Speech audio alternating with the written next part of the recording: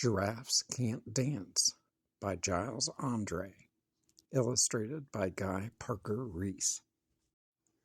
Gerald was a tall giraffe whose neck was long and slim, but his knees were awfully crooked and his legs were rather thin.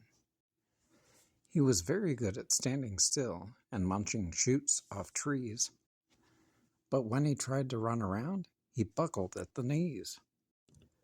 Now every year in Africa they hold the jungle dance, where every single animal turns up to skip and prance. And this year when the day arrived, poor Gerald felt so sad, because when it came to dancing, he was really very bad. The warthogs started waltzing, and the rhinos rock and rolled. The lions danced a tango that was elegant and bold.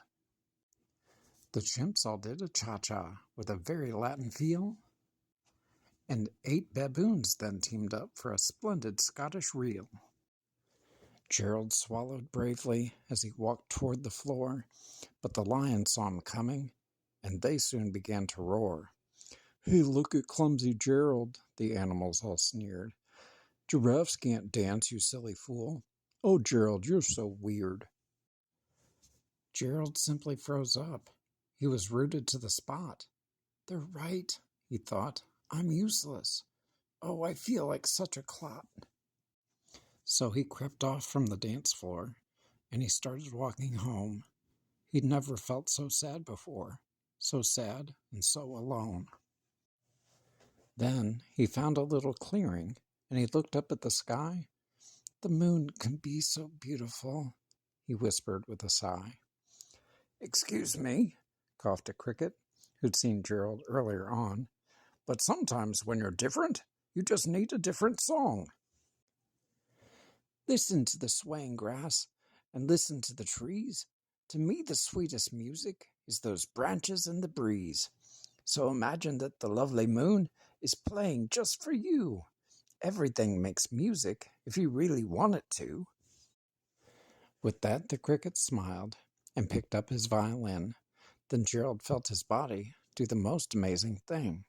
His hooves had started shuffling, making circles on the ground. His neck was gently swaying, and his tail was swishing round. He threw his arms out sideways, and he swung them everywhere. Then he did a backward somersault and leapt up in the air. Gerald felt so wonderful. His mouth was open wide. "I'm dancing! Yes, I'm dancing! I am dancing!" Gerald cried. Then, one by one, each animal who'd been there at the dance arrived while Gerald boogied on and watched him quite entranced. They shouted, "It's a miracle! We must be in a dream! Gerald's the best dancer that we've ever seen! How did you learn to dance like that? Please, Gerald, tell us how." But Gerald simply twirled around and finished with a bow.